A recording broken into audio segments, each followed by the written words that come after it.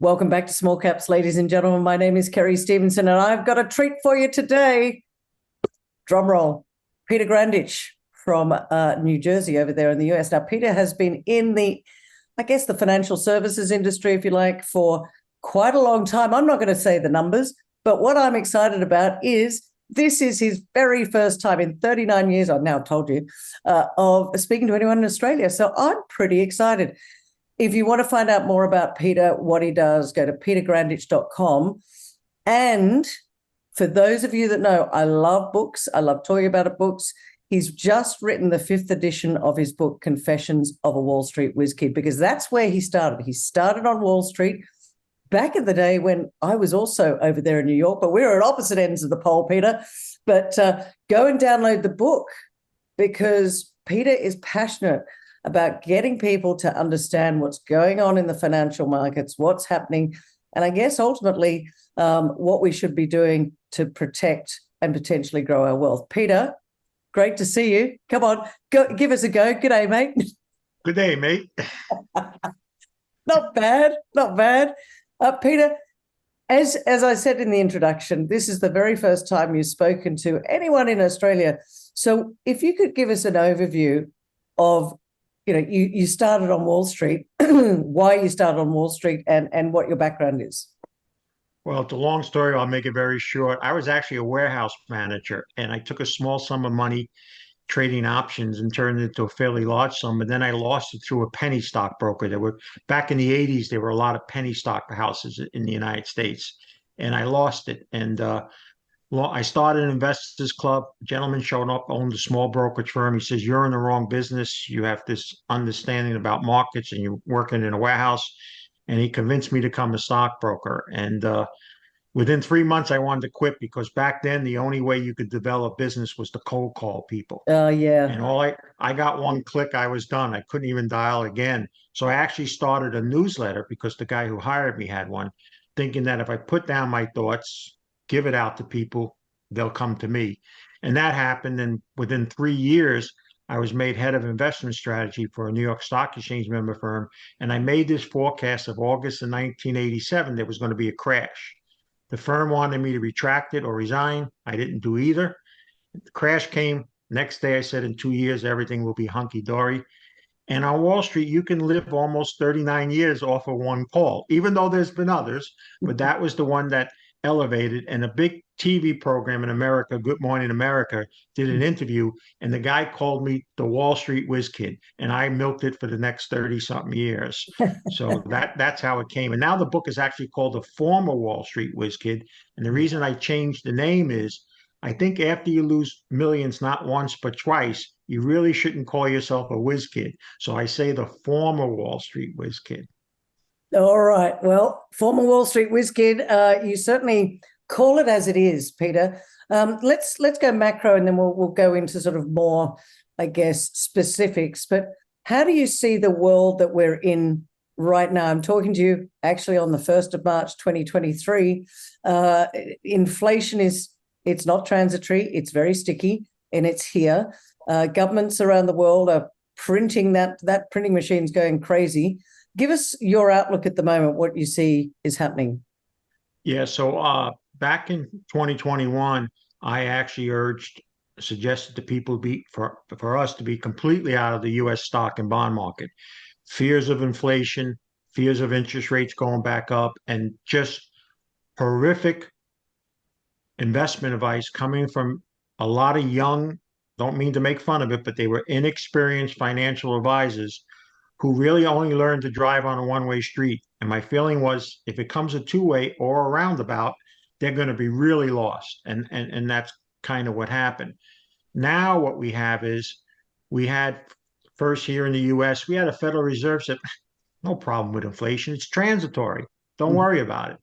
But when a genie inflation, for us go back to remember the 70s and 80s, when the genie comes out of that bottle, it's very hard to get the inflation genie back in the bottle.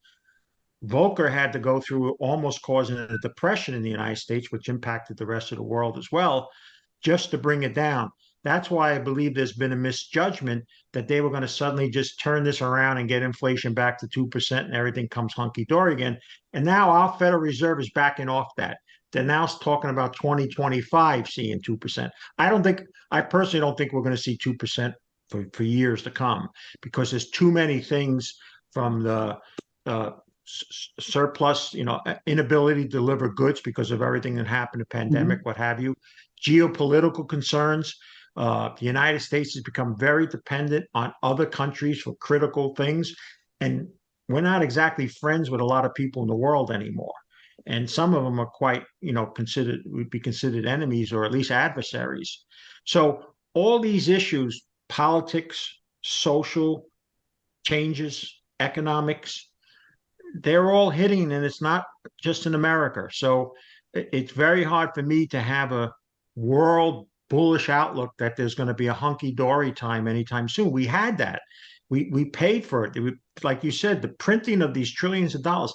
It's hard for me, when you talk about starting back in 1984, to talk of anything in debt with a T with it. We never imagined 1 trillion, No. not 32 trillion in debt. Yeah. And our Congressional Budget Office, which is supposed to be independent, says that we could have another 19 trillion added in the next 10 years, which becomes to a point where servicing just our interests is going to be a great challenge for the United States. That's why paper assets aren't a place that I'm very, interested in. I really think this is the era, and I know you want to get to it, but this is an era for hard assets, particularly gold. And of course, that's why I told you that I think the central banks are buying, because they foresee what's coming too. We'll get into gold, because obviously I love gold, because to me that's real money. But let's talk about paper, because you just mentioned paper. And there's talk of governments going digital with the CBDCs and the control around that. But there's a massive market in derivatives. And you said a moment ago that you think that there might not be a crash, but there could be pain for some time to come. But do you think that something might set off a potential crash? And could that be such a big derivatives market, which is just paper being thrown around, and with these young people that don't know where it's going? Well, as we said before we started, that was the one caveat that I would leave for an actual crash. I'm not in the crash camp for the U.S. market, but the one caveat for not only the U.S. market, in the world. And I described it as, if you ever see those shows where people lay dominoes for 5 hours to hit one of them, so 3,000 go and all. Oh, yeah. Well, that's what the derivative market is set up for. If that first one fails, paper's been passed around, and so many people claim an ownership and claim asset based on the same paper. It reminds me of a movie that was made years ago called The Producers, where they purposely try to make this play that wouldn't work, and they sold the company 10 times over thinking it'd be a flop, but all of a sudden it became great. Well, the derivative market is the biggest gorilla in the room. That's the one thing. And what's amazing, as I told you, is no one's talking about it. No. At least a few years ago, people brought it up in conversation. And so I'm like a little worried, because I'm always like a conspiracy type people. They stopped talking about it. Central banks all of a sudden love gold. Is there something we're missing regarding paper assets? And of course, that's the big gorilla in the room, what could happen with the derivative market. Do you think it's possible, Peter, or do you think that the size of the derivative markets means that they're going to continue to manipulate so that one domino doesn't happen? And if it starts to happen, they'll make sure to nothing to see here and push it off to one side. There's an old movie that Chris Christopherson and Jane Fonda made back in 1980, and people should dust it off. It's called Rollover. And at the time, there was a lot of paper stuff, and the Arabs decided at the time that they weren't going to renew their dollars, and it caused a worldwide crash. They might think they can control it, but you just need one person not to play along, and then the whole thing comes apart.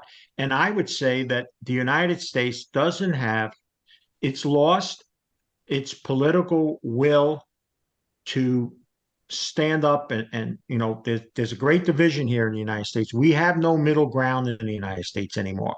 Politically, most people lean fairly good to the left or fairly good to the right. Yeah. There's no bipartisanship anymore.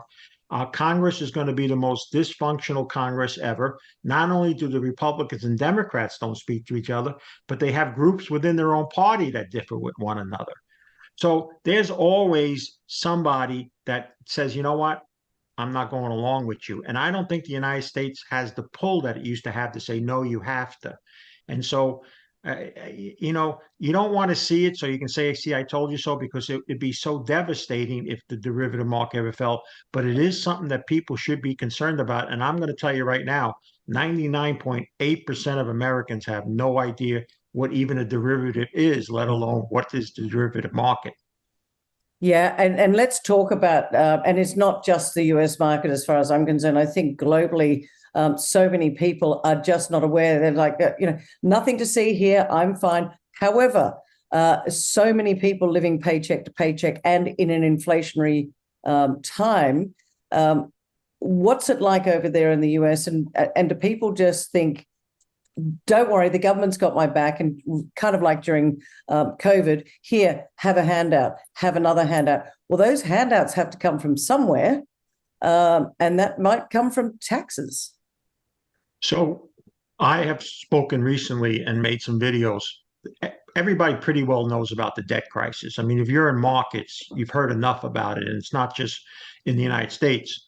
But the thing that's just coming to the forefront now, I believe, is the retirement crisis. We have 75% of Americans working paycheck to paycheck. All sorts of studies from different independent groups have come to that. We have almost the same amount of people that don't even have $1,000 saved for an emergency.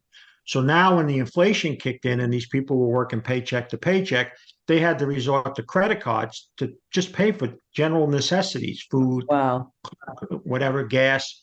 And so the retirement issue is going to come and people are going to go, hey, I need to retire. Well, they're talking about restructuring our entitlement, Social Security and what have you, making it harder, longer before you collect. But there's going to be something, and it's not just limited to the United States. Japan is going to face the same problem. We're getting to the point where there's too many people retired and not enough people working. And so what's going to happen is the ones that are still working are going to get so heavily burdened. And I believe one day, and it's not going to be that far because it's already happened in Canada, and let me explain it to you. This young guy or girl is going to say, wait a minute, you're taxing me to debt. And there's an 85-year-old man who's on Medicare that you're going to pay $500,000 so he can have some heart transplant or lung transplant. He's old. Let him, like that. This man's going to say, you took all that money and paid all these years. I want to live, and I think you should take care of me. Well, Canada came up with a very bad solution. They passed a law a year ago. A lot of people don't know about it, but they're actively within their medical, because it's socialism medicine. They actually are suggesting to people with fairly, troubles at older age medical to consider taking their own lives, and that they'll support them. They'll support them in that. That's an actual fact. Okay, your viewers can just Google Canada or that, and you'll see that. And that's going to be a battle of classes and ages. That's what's coming. Not only battle of classes, but also age groups. And that's a big issue. And it's whoever gets the political power to push one way or another, either let that older person have that operation or give relief to that younger person that's getting burdened with the taxes. And younger people in the United States now are becoming more politically active than when I was younger. We didn't. So I may not see it, but somebody that plans on being investing for the next 10 years or so, this is something that's going to play a role and impact how countries and societies operate, not just in the United States, but around the world.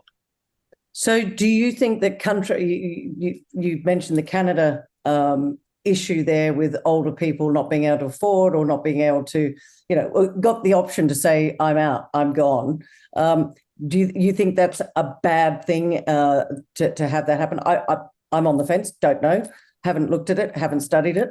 But, I'm just looking at it from my point of view. If I was getting really old and I thought, oh, you know what, it's all too hard, maybe it's not such a bad thing. I don't know, Peter, but I guess what it does is it opens up Pandora's box, which could be incredibly challenging. And it's also plays a role in what's happened in the United States. This is another reason for people that aren't in the United States need to understand this, because it's not reported, but it's an underlining factor that's helping change how we're doing things socially, politically, and economically. 50 years ago, my parents' generation and all, they were what we call Judeo-Christian. Laws were based on that. Our founding fathers. There was a lot of spirituality, Christian spirituality, Mhm. and Judaism tied into our laws. And in school, we did the Pledge of Allegiance, all that stuff. Well, that's basically being taken out of society. United States society now is more about relativism, a little bit of socialism, a little bit of atheism. And so that opens the door for what you just brought up is, if you're a Christian, you're supposed to have a belief in life. You're not Mhm. to accept the culture of death. You have to live for whatever you can. And that, of course, now makes it easier for countries to do this, like in Canada, when as many people don't look at as, from a faith standpoint.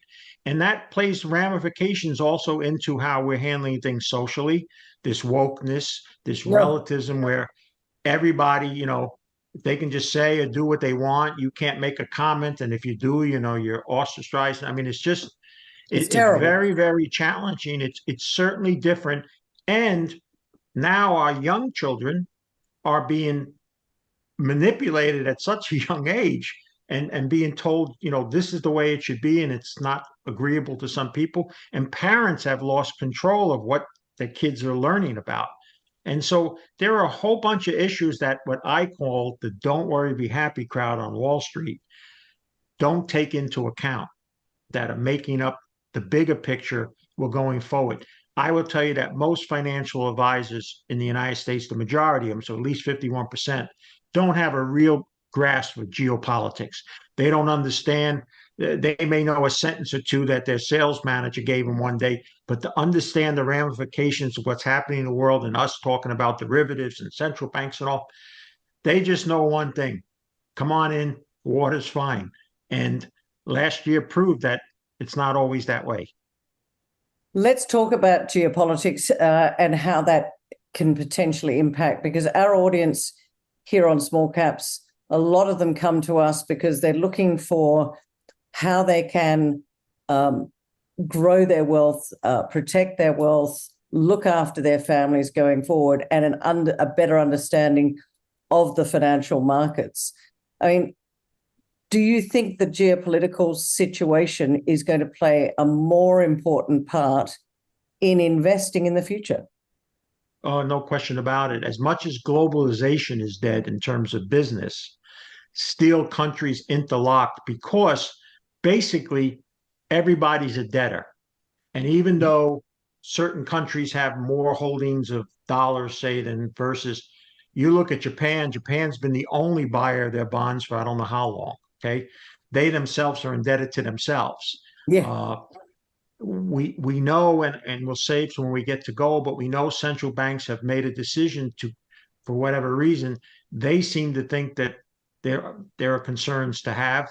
They're acquiring an asset that you're supposed to acquire only when you think that things could be troubled. But I think the whole geopolitical shifting is going to sway depending on a couple of issues. First, what happens in Ukraine? Does it get worse? Does Mhm. it spread out? There's still that possibility. Forget I don't even want to talk about nuclear stuff and all, but just does that encompass more? Does it not have a happy ending? And brings in uh, NATO. Zelensky just talked yesterday about possibly American soldiers having to be there. I can't imagine Americans putting up with sending their kids to Ukraine. But then, of course, in your area of the world, China, what does China want to do with Taiwan? Is They this some want type it. of just did it fluff? Yeah, of course they want it. And so sooner or later, you got to expect something like that's going to happen. And people have to remember that you don't stay the world's leader forever. There's been empires. Great Britain was for years, and the United States is a declining empire. I mean, they really are in a lot of ways. And so, and sometimes I like to say, for my child's sake, is let China become number one. Let them become the world's top and let them do all those things and whatnot. But they don't think that way. They think in a different way. So there's a lot of geopolitical stuff yet to come, and still not priced into markets. Well, on that note, you talked about the US and geopolitics. Excuse me, the US dollar has been very strong for a long time. It's the world's reserve currency.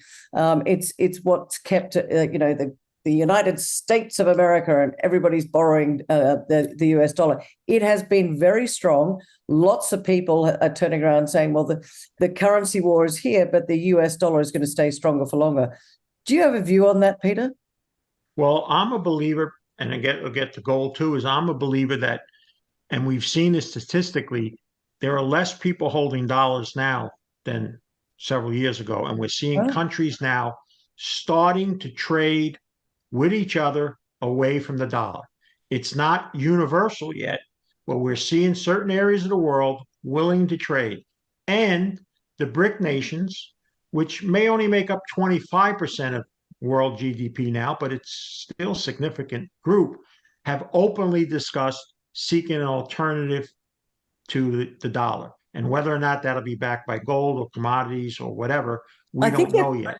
I think they've said that they want to back it in gold. Yeah. So let's there's a lot to talk about precious metals, but specifically gold and gold as money. Right now, you're looking at China and Russia turning around and saying, well, America's not our friend. Why should we trade in US dollars? And Saudi Arabia are also turning around saying, well, the petrodollar is pegged to the US dollar. Does it have to continually be that way? What's your view? Well, that's what I say. I see that change coming. Okay. The dollar might be viewed, not that it's so strong, but the lesser of two evils, maybe, when it's compared to another currency.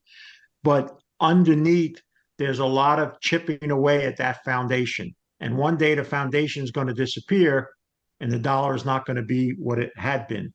And I think central banks foresee that, and that's why they've turned and started to acquire so much gold. They are acquiring a lot of gold. And in fact, if you look at the numbers, more gold than they ever have in the past. The gold price seems to be, it's pulled back a little bit. I think, got up to 2,100, I think, USD. It's pulled back now to about 1,800. Do you think they're doing this by stealth because they want to get as much as they can at these particular prices? I'm not going to call them manipulated, but at these particular prices. Do you think it's like a rubber band, Peter, and that at some point there's going to be a snap? So they're not buying it for speculation. They're not looking to trade it. No. They're buying it for an alternative to something, whether against the dollar or whatever they think may be coming with a different type of currency, or they themselves are going to have to eventually use gold in some way, shape, or form, alternative to paper. But it's not incentivized to them to drive the price up. Until you're done buying, you want to keep, right? If you're buying a stock, you don't want to see it go up. Yeah. But the moment you're done buying, you hope it flies and goes up. I don't think they're done buying. So I don't think they're going to try to chase the price higher. But what I do think is the key countries that are buying it are probably the countries that are also going to be the first to go with something alternative to the dollar. And the moment that happens, no matter what's happening with inflation, no matter what Jay Powell or whoever may be in charge at that time says, that's the beginning of the end of the US dollar as the world reserve currency. And it's probably we'll see a major fall. And the very fact that the central banks are doing this at this time just tells me that they're foreseeing something changing that we may not be aware of. And I think it'd be silly for people to think that the government tells us everything. Now he's being a comedian, ladies and gentlemen. I look at it and I think to myself, are they going to continue to do this? Are they going to bring back a gold standard? I don't think so. But nobody right now likes gold. Gold stocks have been smashed. The gold price, it's kind of just staying there. But talk about the unloved redheaded stepchild. So in the United States, the financial service industry treats gold like kryptonite. You can go anywhere in the United States to any financial service firm, walk in unannounced, be able to look at all the accounts that they have in that office, and not 1/10 of 1% have any investments in gold in the United States. Canada's a little bit different because, like Australia, it's more commodity based. People are like about commodities. But gold has not been something that anybody in the financial service industry in the States has gone out to talk about, speak about, and want to see people about. But what was ironic was, other than energy last year, gold was a much better bet than having stocks or bonds. And as we talked before we started, I always told people as an advisor, you want to own gold and hope it doesn't go up because most Yeah. people are over invested in financial assets. If your gold goes up a lot, if we have a crazy number on gold that, trust me, the financial assets are doing bad. They're not going to go in unison up a lot. So you want to minimally own gold as an insurance policy. Then past that is to own it for capital appreciation possibility. The problem is when you own mining shares, you're tied to the gold price, and you just always feel the gold doesn't go up enough to make your mining share go well. Well, one of the reasons that is that if you want to talk about something that's out of favor, mining shares, particularly the junior resource market or the small caps, I think in my 39 years, they never been more out of favor or more relatively inexpensive, even to the metal prices themselves. In fact, there's studies that show that given where they were versus gold or silver or copper years ago, they're cheaper now than any other time. Now, of course, that's the hardest time to buy them because Mhm. that's why they became so cheap. But in reality, that's when you have to step up, and it's difficult to do it. And so, I'm a big believer. I really like the junior resource market now. I think there's a lot of opportunity. I think for a lot of reasons, mining is going to become very more difficult in the world. We're having areas of the world now, South America, Latin. We just had in Panama where they said to a mining company that spent, I don't know, almost $1 billion building a mine, and said, no more 2% royalty, 20% royalty, or you could leave. And we're Whoa. seeing, yeah, and we're seeing in South America, and quite honestly, 30 years ago, we could spin a globe, point our finger at it, land on a country, go, yeah, we can go there. Not anymore mining. So if we're going to believe all this electrification worldwide, which seemingly the world has all gotten behind, there really isn't any section of the world that says, no, no, no, we're all supposed to be involved in this. Well, United States, you don't have enough of your internal minerals to do this. You Mm. have to go outside, especially rare minerals where these names I can't even pronounce these names, and China controls that, and they're not your friend. So they're kind of getting ahead of themselves in this electrification, like our grid system where our electricity goes. I like to say it's so old that Thomas Edison installed half of it because, the bottom line is if we're going to believe in all electrification, we're going to need the minerals and all that build the stuff that we need. And then Mhm. we're going to need the ability to deliver it. And that's where uranium and nuclear comes in. The Ah, biggest change I can tell you in the United States, if you went to a politician in any of our states 10 or 15 years ago and say, hey, I'd like to build a nuclear plant. No, no, no, there's no more nuclear. We're done with that. Now that same politician is going, please build one because I'm having trouble getting power to my citizens and we're having blackouts and brownouts and all. The biggest market that's changed from real negative to real positive, I can tell you in North America, is the uranium market.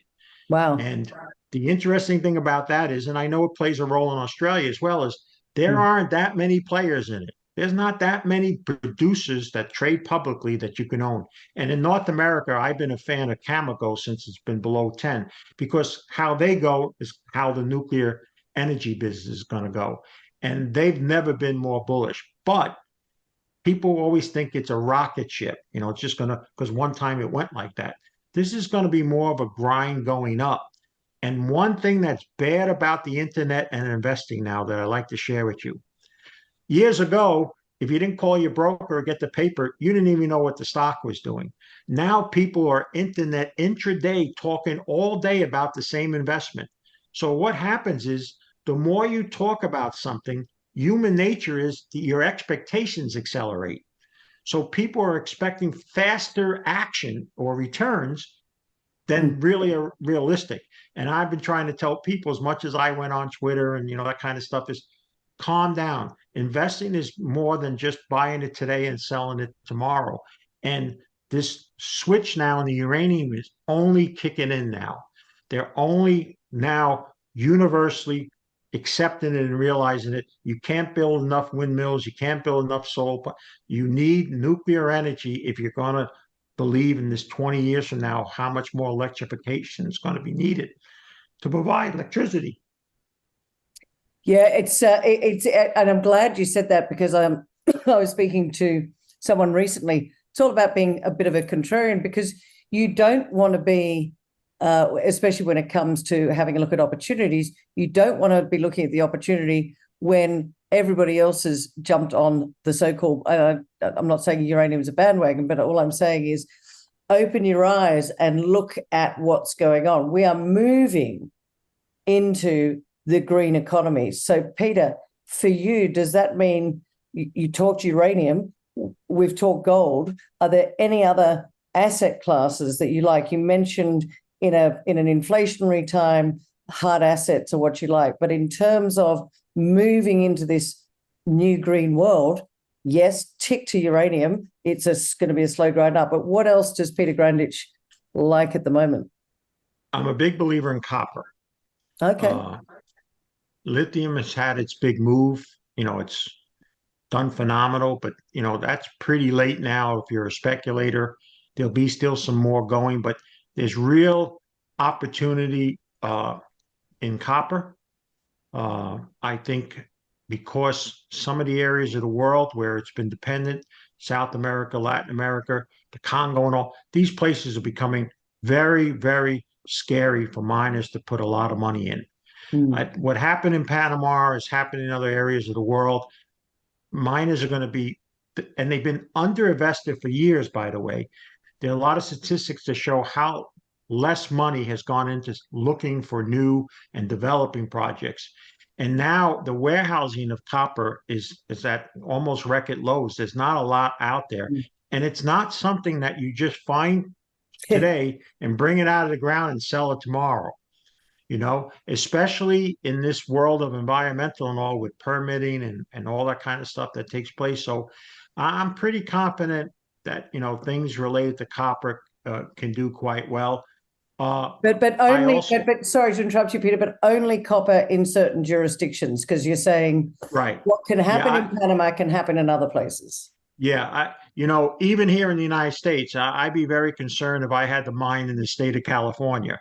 I call it the People's Republic of California. I wish they would secede and become on their own, because they're basically a socialist state right now, extremely in poor shape budget-wise, taxing people to death. Now passed a law that if you want to move and leave the state, they're penalizing you. You got to pay a tax before you can move. What? The state of California. Yeah. You serious? So if I lived in California and want to move, I have to you got to pay a tax to them. You owe them a tax to get out. Wow. And I said to my friends in California, you should tell this governor, because he has presidential aspirations in 24. You should tell him he should pay you to stay there, the way that state's being run right now. But that's just, for us, as I told you, we've become very divided here in the United States. There's no bipartisanship anymore. The parties don't want anything to do. And because our Congress runs every 2 years, by the time the election gets done and they put their people in, they're already starting to get prepared for the next election. And, we're going to spend most of this next 2 years looking at things that were done, what people on the Republican side think was wrong. And a lot of it was, instead of sitting down and saying, how are we going to pay off $32 trillion? How are we going to provide housing to seniors and lower income people who don't even have a dollar saved for retirement? All these things, these people are going to end up going to the government one day. You got to help me. Which, And if they so, do that, that means that the money's got to come from somewhere. And sadly, the next generation, not my generation, but the next generation probably will be not sandpapered to death. They'll be taxed into oblivion. well, we also have a problem here because of our border situation, or we're having a lot of people coming that are more depending on government services than ever before at a time when the government doesn't have anything. It owes, tens of trillions of dollars. I like to say the biggest problem now is more and more people getting in the wagon and want to be pulled. And those of us that are left pulling are going, you know what? I like to get in that wagon too. And that's when socialism, and that's why certain of the left, we have AOC and these Congress, that's why they're getting a voice now, because it makes sense. If I'm a young person, I'm hearing all of this is, hey, they should give to me, the big thing I talked about tonight, which got some responses on Twitter, is we have a movement to allow certain students who had student debt to forgive it. Oh, Now, as I told you, so my daughter spent a year in Australia for school, and she went from an A to a C. So she had a good time. She had a good time in your country. But it's unfair to me that someone that worked hard, that paid for my kid, or someone that paid back that loan, listen, they were given the money honestly. There wasn't usury. They paid the normal rate, what everybody was, and they got an education. If you just forgive them, where do we stop? Do we stop next when people have too much car loans or mortgages? We let them go. And remember, if we forgive them their debt, they have to make that up somewhere. So they're going to have to tax us. So I pay twice now. I paid because I paid, and then I'm going to pay the tax because they're not giving back the money that they borrowed. And it's just setting a bad precedent. It's setting a generation that has gone from my parents who said, if we can't afford it, don't buy it, to can now the kids say, can we make the first payment? it's so And true. It's so true. But Peter, do you think that the central bank digital currencies are going to come on, and will that potentially change the whole market, including the investment market and everything that we do say and invest in? well, we have a saying here, what you don't want to hear at knock at your door. Hello, this is the government. We're here to help you. So I can't imagine that whatever they're doing is going to make it more beneficial for us. It can only make it more beneficial for themselves. Yeah. I also think they come out with these things because they realized with cryptocurrencies, they were losing a lot of dollars that they could tax, or, and a lot of money was being used. And I think that's the other reason that they're bringing these things out. But like I said, I don't know exactly what's going to happen because I don't know. I haven't really seen the final verdict on how things are going to be and so forth and so on. But I got to believe that whatever they do is going to be favorable for them, not for me. Peter, what keeps you going in these crazy markets? You've got a financial services firm, and you're turning around and saying it's a bit of a crazy time at the moment. What keeps Peter Grandich going during this time? So I actually last year, late fall, entered a depressive state, and depression. And part of it is because of the fear of what I see and what's happening. The other issue was most people don't want to hear a lot of the things you and I discussed tonight. They rather go to somebody that has a much brighter future.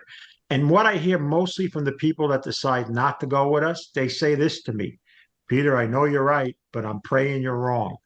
And then they make the worst investment strategy anybody can make. It's the best spiritual strategy, but the worst investment strategy. You hear this: I only hope it goes back up. Hope is not the way to invest. Yeah. It's good to have that spiritually, it's good to have it morally, but not in investing. And there's a lot of people now, as I told you, we had 24% loss in our typical retirement count in the United States last year. Throw in 10 or 20% inflation, those people are falling pretty back behind. Another year of down or even not up, it's going to make those people in those types of investments really struggle. So I feel, in a sense, with everything that's happened, why, like I said, enjoy very much talking to you, is what's ever left of my natural life, what little I learned, I think I'm being called to share it. And I know a lot of people don't want to hear it, but they're not going to be able to say, no one told me. if I'm right about what happens. Well, Peter, we're going to have to get you back on again. But what I'd like to do is give our audience, if you like, Peter Grandich's 3 best things that people should be doing right now. And I suspect I know what one of them will be, but what should people be doing? So my first slogan in our planning business is to try to get people to accept less is more. What does that mean? I mean, I know what less is Well, more means, but what do you less is mean? more. No, the average family in the United States lives at least one level above where its finances truly support it. And the poster child for what's wrong in America to me is, and I presume you have in Australia, is you have public storage where people go Oh, and yeah. pay people to keep stuff there. Well, guess what? You're old enough. Remember, our parents didn't have that. There wasn't public storage back then. No. Their residents were a lot smaller. Yeah. Okay. They didn't have all this stuff. And with all this stuff has come a lot of the problems we have. So a less is more attitude is focus on more on necessities and quality of life that you can live versus always being on this chasing after try to make more dollars just so you can have what you think is a little bit more. A lot of people don't want to hear that, especially the younger folks, but I think that's important. I think the second thing that people need to understand is in investing, it's not how much you make, but it's how much you don't lose, which is going to separate you from the losing people. Wow. And I think we're always in that win-win standpoint, and this is a good time to play defense. But this is more defense now than offense. And then the third is, as we said, is I'm very much bullish on the gold market. I'm very bullish on the copper market. And I think small companies have been so beaten down, and relative to large caps and technology stocks, that's where the entrepreneurial upside is always in a small cap. It's never buying companies with 50 billion market caps and all that because they're widely followed. You're not going to know something that everybody else doesn't know, but you can find a lot of small caps that aren't getting coverage. See, that's one of the things that happened in the United States versus Canada with the junior resource market up there. It's very hard for those companies to get the recognition because years ago there were stockbrokers in the United States that bought resource stocks and they built a book of business around it.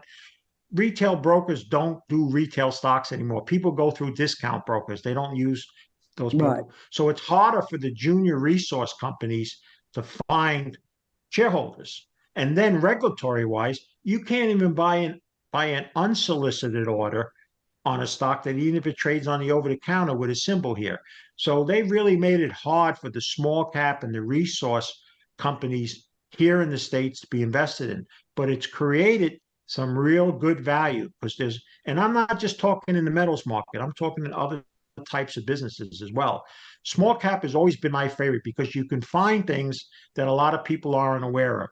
You're not going to find that in Apple or Amazon. You're not going to be anything smarter than 100 analysts that have been paid a lot of money to follow it as well. But you will find that in the small cap market.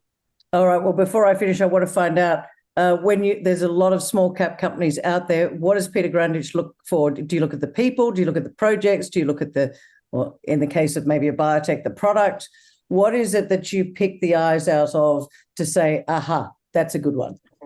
In mining, it's management, because mining is not like retail or technology, which is always changing. Every 6 months, there's a different style. Mining is pretty well the same all along. So management is always going to play a part, especially in the juniors, because they have to promote well. Promotion is part of being a junior resource company because they're always raising money to further their projects. Where something is located now, like we discussed earlier, is more important now than it was before. There's a lot more risk in certain areas of the world. So that is an important thing and all. And then, quite frankly, is you have to be a contrarian to make a lot of money. You're never going to make you'll get in at a certain part, but you'll always be in at the shortest part. Yeah. When everybody was buying crypto, for a while, everybody made money, but then it exploded. The people that bought it real are the ones that really made the money. So you have to be a contrarian. As hard as it is to be, you have to go against the crowd. And right now, nothing is more against the crowd than small natural resource companies, wherever they are in the world. They're the most out of favor that I've ever seen. Peter Grandich, it's been an absolute pleasure to have you on the Small Caps channel today. But you heard it there, ladies and gentlemen. Look, it's management, it's jurisdiction, but most importantly, this is what I've taken out of this, and it's been a fascinating conversation. Be a contrarian. You know, when everybody's looking left, turn right and find out what's going on over here. And Peter also mentioned he likes copper, he likes gold, likes uranium. We didn't get into oil and gas, so I'm going to have to get you back in a few months and have a chat about that as well, Peter. But for now, bless you. Really appreciate your time. Thank you for joining me on Small Caps. And I always wanted to sign off this way. Good day, mate. Do it again. I'll give you the full sign off, and it's over to you, Peter, for the last word. Here we go. Good day, mate.